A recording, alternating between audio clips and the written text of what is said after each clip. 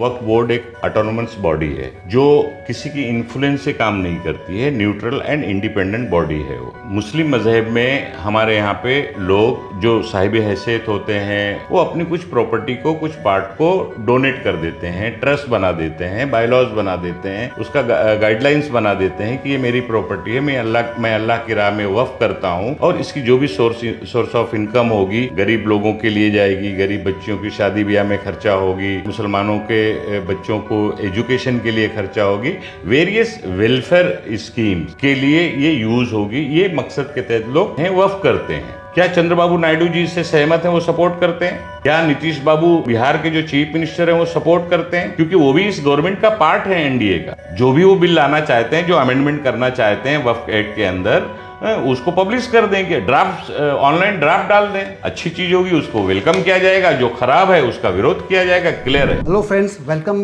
To the show once again. Today we'll discuss about the Waqf Act and what really is Waqf. You might have heard in a lot of news lately that the government is bringing amendments to the Waqf Act. So what really is Waqf and what really is the entire controversy about? We would want to understand this issue and explain to you that what does the Waqf board actually does and why is it such an issue which is now engulfing the nation. For that we have with us former Home Minister of Maharashtra, Mr. Naseem Khan, who has been actually at the forefront of protesting against these amendments. Mr. Khan, welcome. First आप मुझे बताइए कि ये amendments के खिलाफ आप इतना protest क्यों कर रहे हैं? पहले मुझे बता दीजिए कि वक्फ बोर्ड का इंपॉर्टेंस क्या है। देखिए, वक्फ बोर्ड एक ऑटोनोमस बॉडी है जो किसी की इन्फ्लुएंस से काम नहीं करती है। न्यूट्रल एंड इंडिपेंडेंट बॉडी है वो। और वक्फ की प्रॉपर्टी का मतलब है कि once a Waqf always Waqf.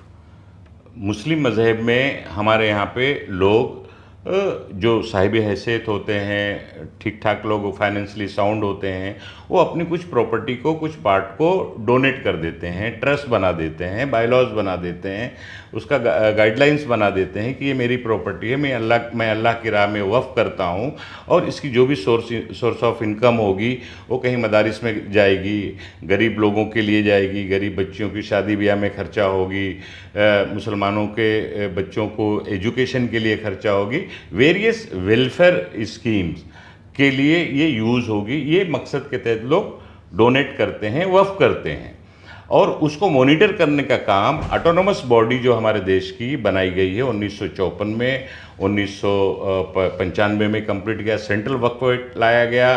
Then 2013 में उसमें कुछ लेकोना था तो कुछ सजेशन थे लोगों को, यूपीए की सरकार में उसको अमेंडमेंट करके फुल प्रूफ किया गया और वक्फ बोर्ड को स्ट्रेंथन करने के लिए उसको काफ़ी पावर दिया गया।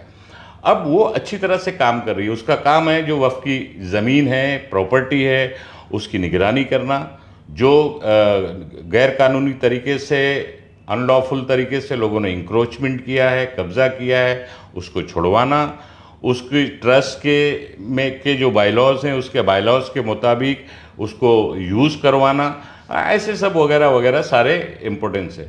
आज अचानक भारतीय जनता पार्टी की सरकार सेंट्रल वक्फ एक्ट के अंदर अमेंडमेंट लाना चाहती है। हमारा सवाल है मोदी जी की सरकार से कि आप वक्फ में अमेंडमेंट लाना क्या चाहते हैं? अगर कुछ आप हेल्थी अमेंडमेंट लाना चाहते हैं वक्फ बोर्ड को, वक्फ की इमलात को, वक्फ की प्रॉपर्टीज़ को सिक्योर करने के लिए, बचाने के लिए, स्ट्रेंथन करने के लिए, तो आपका मसौदा क्या है, आपका प्रपोजल क्या है, आप अमेंडमेंट क्या लाना चाहते हैं? कम से कम उसको पब्लिक डोमेन में लाइए, सजेशन लीजिए, ऑब्जेक्शन लीजिए और फिर उसके बाद करिए। अखबारों के जरिए जो सोर्सेज से हम लोगों को खबरें आ रही हैं वो ये आ रही हैं कि उसमें वो अमेंडमेंट लाना चाहते हैं, उसके अंदर स्टेट गवर्नमेंट और सेंट्रल गवर्नमेंट का इंटरफेरेंस रखना चाहते हैं, उनके पास अख्तियार देना चाहते हैं, पावर देना चाहते हैं। तो दिस इज़ नॉट ट्रू। ये ठीक नहीं है, सही नहीं है, ये गलत है। वक्फ की इमलात, वक्फ की प्रॉपर्टी पे फिर से गवर्नमेंट का और सेंट्रल गवर्नमेंट का अगर इंटरफेरेंस होगा तो जिन लोगों ने जिस नीयत के साथ मुसलमानों के वेलफेयर के लिए वक्फ की है अल्लाह के राह में, वो मकसद फोत हो जाएगा, वो मकसद कहीं ना कहीं इफेक्ट होगा।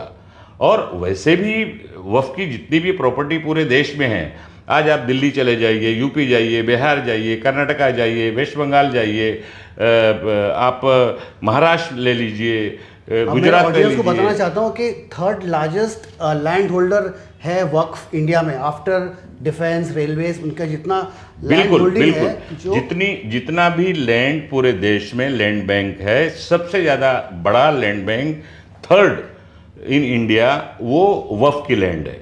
लेकिन बदकिस्मती है हमारी कि गवर्नमेंटों ने, वक्फ बोर्ड ने सही तरह से उसकी देखभाल नहीं की है, उन प्रॉपर्टियों तो को। वही एग्जैक्टली वही सवाल है सर कि अभी तक काफ़ी मिसमैनेजमेंट है। मतलब महाराष्ट्र के वक्फ बोर्ड ले लो या दिल्ली में ले लो या कोई भी स्टेट ले लो, हर जगह जैसे काफ़ी मिसमैनेजमेंट है वक्फ का। तो आपको नहीं लगता कि कहीं ना कहीं कुछ अमेंडमेंट्स ला के कुछ चेंज होना चाहिए ये वक्फ में? नहीं, जहाँ सबसे पहली बात तो वक्फ बोर्ड को सपोर्ट करना चाहिए गवर्नमेंट ने, चाहे वो government of central government of India हो या स्टेट्स की गवर्नमेंट्स हो, उन्होंने वक्फ बोर्ड को सपोर्ट करना चाहिए इंक्रोचमेंट हटाने के लिए। आज पुराने स्ट्रक्चर, कारपोरेशन और कलेक्टर और अलग अलग इंक्रोचमेंट के जो बॉडीज़ हैं वो डेमोलिशन कर सकती हैं। वक्फ बोर्ड के ऊपर बनी हुई जो इंक्रोचर हैं उनको क्यों नहीं रिमूव करती है? वो चीज़ वक्फ की जो ट्रस्ट है उनके हाथ में क्यों नहीं होती है? मुझे याद है कि 2009 से 14 में माइनॉरिटी वेलफेयर मिनिस्टर महाराष्ट्र का था। मैंने 1400 एकड़ से ज़्यादा ज़मीन खाली करवाया है महाराष्ट्र में। अकेले पूना ज़िले में 550 एकड़ एक ही जगह पे एक ही आदमी ने कब्जा करके रखा था, उसको हमने खाली करवाया। मराठवाड़ा में हमने बहुत सारी ज़मीन खाली करवाई। तो क्या अगर अंदर गवर्नमेंट के पास इच्छा शक्ति है, काम करने का उनके पास कॉन्फिडेंस है, तो किया जा सकता है। लेकिन मौजूदा जो सरकार है, जिस तरह से ट्रिपल तलाक पर बिल लाई गई अचानक, कभी कभी सीए के नाम पर बात की जाती है, बहस चलवाई जाती है, अब आपको वक्फ में इंटरफेरेंस का अमेंडमेंट लाने की बात चल रही है, तो सवाल ये पैदा होता है कि अगर सरकार की नीयत साफ है, सही है, तो क्या लाना चाहती है वो पहले पब्लिक डोमेन में लाए, उस पर बात करें। जो कंसर्न लोग हैं, रिलीजियस लीडर हैं, जो हमारे जो ट्रस्टीज़ हैं बड़ी बड़ी संस्थाओं के, उनसे बात करें, समझें और प्रपोजल दें, फिर लाएं। और चोरी छुपे अगर ये ला रहे हैं तो कहीं ना कहीं चोर की दाढ़ी में तिनका कहा जाता है। तो ये दिखाई दे रहा है कि सेंट्रल गवर्नमेंट और स्टेट गवर्नमेंट, जो देश की लार्जेस्ट लैंड बैंक वाली वक्फ सेंट्रल वक्फ बोर्ड है और स्टेट वक्फ बोर्ड है और वक्फ की प्रॉपर्टीज़ है, कहीं ना कहीं उसको नुकसान पहुंचाना चाहती है। चोर के रास्ते, रास्ते से, पिछले दरवाजे से उन ज़मीनों को किसी न किसी को देना चाहती है, ये दिखाई देता है। और मैं इसके आगे भी सवाल करना चाहता हूँ, क्या मोदी जी की सरकार के इस फैसले से, जो फैसला करने के ऊपर बहस चल रही है, जो खबरें आ रही हैं, क्या चंद्रबाबू नायडू जी इससे सहमत हैं, वो सपोर्ट करते हैं? क्या नीतीश बाबू बिहार के जो चीफ मिनिस्टर हैं वो सपोर्ट करते हैं? क्योंकि वो भी इस गवर्नमेंट का पार्ट है, एनडीए का। पहले मोदी सरकार हुआ करती थी, अब एनडीए सरकार बन गई है। और एनडीए सरकार को बनाने में दो बैसाखियां मजबूती से खड़ी हैं। तो दो बैसाखियों के जो सर्वे सर्वा हैं, चंद्रबाबू नायडू जी बिहार के, जो आंध्रा के चीफ मिनिस्टर हैं, और बिहार के चीफ मिनिस्टर नीतीश कुमार जी हैं, इन्होंने स्पष्ट करना चाहिए, अपनी बात करनी चाहिए कि क्या केंद्र सरकार जो अमेंडमेंट वक्फ एक्ट के अंदर लाना चाहती है उसको वो सपोर्ट करते हैं या अपोज करते हैं। उन्होंने क्लियर करना चाहिए। नसीम साहब, आपकी बात सही है कि ये तो पॉलिटिक्स है कि वहाँ पे आंध्र प्रदेश में क्या होगा या बिहार के लीडर क्या करेंगे, वो तो कम्प्लीटली पॉलिटिकल है और वो इशू भी यही पॉलिटिकल है। आप भी इसको एक पॉलिटिकल मुद्दा नहीं बना रहे, क्योंकि वक्फ में इश्यूज़ है, गवर्नमेंट चाहती है कि उसको कुछ चेंज करना चाहती है। जैसे कि अब ये मसला ये आ गया है कि दूसरे जो सेक्ट के लोग हैं मुसलमान में, जैसे कि आगा खानी हो गए, बोहरी हो गए, उनका रिप्रेजेंटेशन नहीं है। वो चीज़ इंटरनली मुस्लिम से कभी उसका कोई वो मतलब कोई इंट्रोस्पेक्ट किया नहीं। और काफ़ी मुस्लिम्स जो है, जैसे कि कल रिजिजू जो मिनिस्टर है माइनॉरिटी के, उन्होंने बोला कि अजमेर के चिश्ती वो आए थे उनको मिलने के लिए, कहा कि वफ़्त में जो आप चेंजेस लाना चाहते हैं, आप जो बोल रहे हैं वो वेलकम है।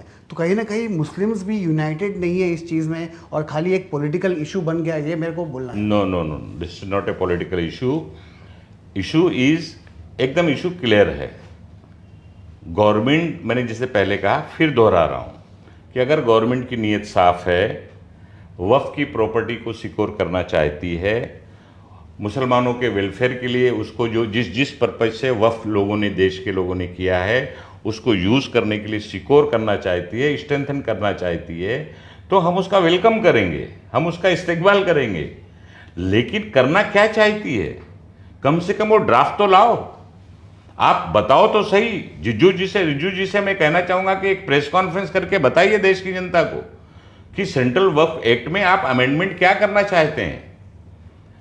जो भी अच्छी चीज़ होगी हम सारे लोग वेलकम करेंगे, हमें इस पर राजनीति नहीं करनी है। हमें वक्फ एक्ट पे या वक्फ बोर्ड के नाम पर हमें सियासत नहीं करनी है, हमें पॉलिटिक्स नहीं इन्वॉल्व करना है। पॉलिटिक्स तो ये कर रहे हैं, हिंदू मुस्लिम कर दिखाना चाहते हैं हमेशा, कभी हिंदुस्तान पाकिस्तान, कभी शमशान कब्रिस्तान, कभी ओट जिहाद, कभी लैंड जिहाद, ये करते हैं। हम ये नहीं करना चाहते। हम तो आज भी कह रहे हैं कि अगर मोदी जी की सरकार संजीदा है, देश के अल्पसंख्यक का जो बड़ा वर्ग है मुसलमान, अगर उसके वेलफेयर के लिए अच्छा करना चाहते हैं तो लाएं, ड्राफ्ट लाएं, बात कराएं, हम उसका वेलकम करेंगे, स्वागत करेंगे उसको। लेकिन अगर चोरी छुपे आप कोई बिल लाना चाहते हैं और वो भी चोर दरवाजे से अपर हाउस में, राज्यसभा में ले जाना चाहते हैं, आप विधानसभा लोकसभा में बहस नहीं करवाना चाहते हैं और आप ड्राफ्ट पब्लिश नहीं करना चाहते हैं, तो ऐसी कौन सी मजबूरी है आपके अंदर। हम तो चाहते हैं कि मुसलमानों के जितने भी सेक्ट हैं सबकी प्रॉपर्टी, सबका रिप्रेजेंटेशन प्रॉपर हो। हमारा अपोज उससे नहीं है, हमारा अपोज काम करने के तरीके को लेके है। बट लेकिन फिर आपका प्रोटेस्ट भी तो प्रीमेचर है ना। आप अगर उनके जब ड्राफ्ट आएगा वो बताएंगे आपको, फिर आप वो देखिए उसका ड्राफ्ट, फिर उसके बाद प्रोटेस्ट कीजिए। हम क्या प्रोटेस्ट कर रहे हैं, हम ना धरना दे रहे हैं ना प्रदर्शन कर रहे हैं, हम वॉइस रेस कर रहे हैं। क्योंकि हमको जो सोर्सेज से इंफॉर्मेशन मिल रही है, जो सूत्रों से जानकारी हमें मिल रही है, वो हमें नाराज करने वाली है, तो वो खुलासा कर दें। जो भी वो बिल लाना चाहते हैं, जो अमेंडमेंट करना चाहते हैं वक्फ एक्ट के अंदर, उसको पब्लिश कर देंगे, ड्राफ्ट ऑनलाइन ड्राफ्ट डाल दें। एक दिन का काम है, 1 घंटे का काम है। अच्छी चीज़ें होंगी और सजेशन ऑब्जेक्शन मंगा ले लोगों से, अच्छी चीज़ होगी उसको वेलकम किया जाएगा, जो खराब है उसका विरोध किया जाएगा। क्लियर है। तो नसीम साहब, आप माइनॉरिटी अफेयर्स के मिनिस्टर रह चुके हैं, आप मुझे बताइए आपके हिसाब से वक्फ में फिलहाल करंटली बिगेस्ट प्रॉब्लम क्या है। नहीं, बहुत सारे प्रॉब्लम है। आपको क्या लगता है? सबसे बड़ा प्रॉब्लम तो यह है कि जो बरसों से वक्फ की जो प्रॉपर्टीज़ हैं, जो मुसलमानों के वेलफेयर के लिए रखी गई हैं, वक्फ की गई हैं, अल्लाह के नाम पर लोगों ने वक्फ किया है, तो उन प्रॉपर्टियों का तहफ़्फ़ुज़ होना चाहिए, इंक्रोचमेंट फ्री होना चाहिए। तो 60-70% इंक्रोचमेंट है और उसमें गवर्नमेंट की ऑफिसेज भी हैं, सेमी गवर्नमेंट ऑफिसेज भी हैं। जब मैं मिनिस्टर था 2014 में, तो मैंने रेजुलेशन पास करवाया था कि जितनी भी गवर्नमेंट की लैंड, गवर्नमेंट की ऑफिसेज, गवर्नमेंट और सेमी गवर्नमेंट की ऑफिसेज वक्फ लैंड के ऊपर पहले 50 साल 100 साल पहले बनी है, आज के रेंट एक्ट के मुताबिक वक्फ को ट्रस्ट को रेंट देना चाहिए। ये हमने करवाया है। तो इस तरह से वक्फ के अंदर बहुत सारी चीज़ें करने की ज़रूरत है। और मेरा दावा है कि देश में वक्फ की जितनी भी प्रॉपर्टी है, जिस थर्ड सबसे रेलवे और डिफेंस और सारी गवर्नमेंट की जितनी भी एजेंसीज हैं, उनके बाद अगर सबसे बड़ा लैंड बैंक किसी के पास है तो वो वक्फ बोर्ड का और वक्फ लैंड है। अगर इस लैंड का सही तरह से इंक्रोचमेंट फ्री कराकर देश के मुसलमानों के वेलफेयर के लिए अगर सरकार काम वक्फ बोर्ड के जरिए करवाए तो उसको किसी और फंड की ज़रूरत नहीं पड़ेगी। अच्छा, ये जो अमेंडमेंट जितने भी हमने मीडिया लीक्स में देख रहे हैं, उसमें से एक अमेंडमेंट जो मैं पढ़ रहा हूँ वो है औरतों का रिप्रेजेंटेशन इन वक्फ। उसके बारे में थोड़ा बताइए कि कम है औरतों का रिप्रेजेंटेशन कि नहीं है, क्या क्यों नहीं रहा है ट्रेडिशनली, क्या औरतों की रिप्रेजेंटेशन कम क्यों रहती है इस एंटायर महकमे में। देखिए, जहाँ तक वीमेन रिप्रेजेंटेशन की बात है, कभी इस तरह की, क्योंकि वक्फ बोर्ड के जो मेंबर होते हैं, रिप्रेजेंटेशन किसका होता है, वो तो ट्रस्ट में होता है रिप्रेजेंटेशन। जो वक्फ की प्रॉपर्टीज़ होती हैं, उस प्रॉपर्टी की देखभाल करने के लिए कोई ना कोई ट्रस्ट होती है, तो वो ट्रस्टी जो जिसने वो ट्रस्ट बनाया है उसको उसके अंदर रिप्रेजेंटेशन किसको देना है वो देते हैं। उसमें गवर्नमेंट का कोई इंटरफेरेंस का कोई सवाल ही नहीं पैदा होता। अब सवाल पैदा होता है, आप जो बात कर रहे हैं वक्फ बोर्ड की बात कर रहे हैं कि वक्फ बोर्ड में मेंबर रिप्रेजेंटेशन वीमेन का भी होना चाहिए, तो उसका बाकायदा इलेक्शंस होता है। जो मुतवल्लीज होते हैं, जो दरगाह के ट्रस्टी होते हैं, मस्जिद के ट्रस्टी होते हैं, जो वक्फ बोर्ड में रजिस्टर्ड होते हैं, वो वोट करते हैं, उसमें से वो लोग इलेक्ट होके जाते हैं। तो डेमोक्रेटिक वे से उसके अंदर होता है, जो लोग इलेक्ट होके जाते हैं वो मेंबर बनते हैं और उसी मेंबर में से कोई ना कोई एक प्रेसिडेंट बनता है। तो ये उसका एक सिस्टम है, उसका एक ढांचा है। फिर उसमें असेंबली से जो अपर हाउस और लोअर हाउस के एमएलसी और एमएलए मुस्लिम जो होते हैं वो रिप्रेजेंट करते हैं। उसमें शिया कम्युनिटी का एक रिप्रेजेंटेशन होता है, अलग अलग तरह का रिप्रेजेंटेशन होता है। तो वो होता है। अगर विमेन का भी ला के रखना भी चाहते हैं, रिक्वायर्ड है, तो अगर इस तरह की मंशा इस सरकार की है तो मैं फिर से दोहराना चाहता हूँ कि उसको पब्लिक डोमेन में लाए, लोगों का सजेशंस ले, और एक हेल्थी गवर्नमेंट का काम होता है पब्लिक इंटरेस्ट में काम करना। तो अगर आप वक्फ एक्ट को अमेंड करके पब्लिक इंटरेस्ट में काम करना चाहते हैं तो जो आप अमेंडमेंट लाना चाहते हैं उसको आप पब्लिक डोमेन में लाएं, लोगों का सजेशन लें और उसके बाद आप करिए, हम उसका वेलकम करेंगे। अच्छा, तो बेसिकली अभी जितने भी जैसे कि शिया बोर्ड है यूपी के, उन्होंने स्टेटमेंट दे दिया कि ये काफ़ी अच्छा है।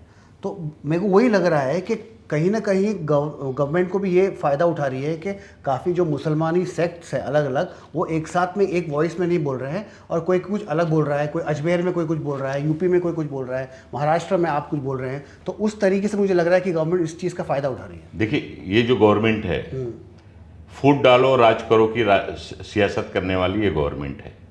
इस गवर्नमेंट की नीति पर, इस गवर्नमेंट की सोच पर, इस गवर्नमेंट के काम करने के तरीके को पूरे देश के लोग, हिंदू, मुसलमान, सिख, ईसाई, सब लोग देख चुके हैं, समझ चुके हैं, जान चुके हैं। हमारा एक इस वक्फ एक्ट के ऊपर हमें कोई राजनीति नहीं करनी है, हम कोई पॉलिटिक्स नहीं करना चाहते। हम इतना ही चाहते हैं कि वक्फ के इसके अंदर पहले तो मुसलमानों को डिवाइड मत करो आप, शिया के नाम पर, सुन्नी के नाम पर, बोहरा के नाम पर, विमेन के नाम पर, मेन के नाम पर, ये मत आप करो। ये काम आपका नहीं है, ये गवर्नमेंट का काम नहीं है। गवर्नमेंट जो हेल्थी डिसीजन लेना चाहती है, मुसलमानों के वेलफेयर के लिए वक्फ बोर्ड को अगर स्ट्रेंथन करना चाहती है तो क्या करना चाहती है? ए बी सी बताओ ना, आप करना क्या चाहते हैं? अभी तक तो बस सजेशन, अभी तक तो ये सपोर्ट कर रहे हैं, ये मुखालफत कर रहे हैं, ये बात आप बहस चलो करवा रहे हैं। आखिर ये बहस करने की नौबत आ क्यों रही है? क्योंकि हमको जो सोर्सेज से खबरें आ रही हैं, नेगेटिव आ रही हैं कि गलत होने जा रहा है, गलतियां कर रही है सरकार, खराब करना चाहती है, इसलिए हम वॉइस रेस कर रहे हैं। नहीं तो हमें वॉइस रेस करने की जरूरत नहीं थी। गवर्नमेंट का जो भी ड्राफ्ट है, अमेंडमेंट क्या करना चाहती है, वो ड्राफ्ट पब्लिक डोमेन में लाए, सजेशन ले और उसके बाद हम अपनी राय क्लियर कर देंगे। तो ये तो गवर्नमेंट की रिस्पॉन्सिबिलिटी है कि जो भी चाइनीज़ विस्पर्स चल रहे हैं कि भाई ये होगा, ऐसा होगा, तो वो उसको शांत करें और बता दें कि भाई हम लोग ये चेंज करना चाहते हैं और ये चेंजेस इसलिए करना चाहते हैं, ये पब्लिक के बेनिफिट के लिए होगा। करेक्ट, तो ये लाना चाहिए, हम भी यही चाहते हैं।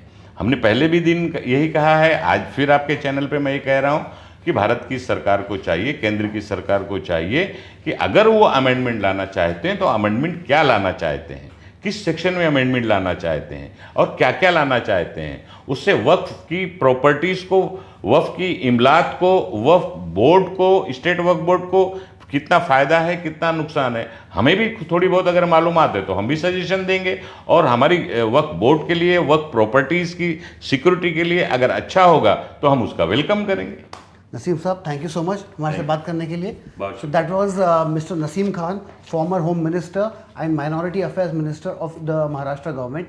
He says that he does not have a problem with the amendments to the Waqf Act. He only wants transparency. He wants the government to come out and say that what are the new amendments